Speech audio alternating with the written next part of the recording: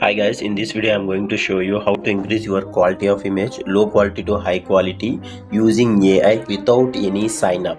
So let's dive into this video. Actually, you don't need to hassle, just go through this URL, okay, and you can find out this website.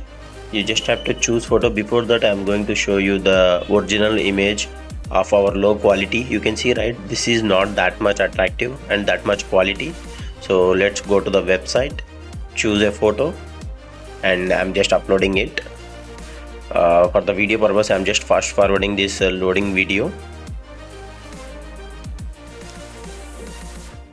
Now you can see, here it is.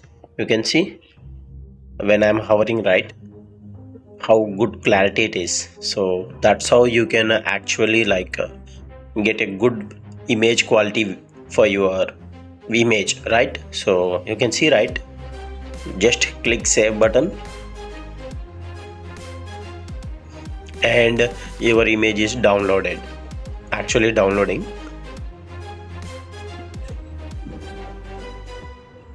So we can use this image wherever you want.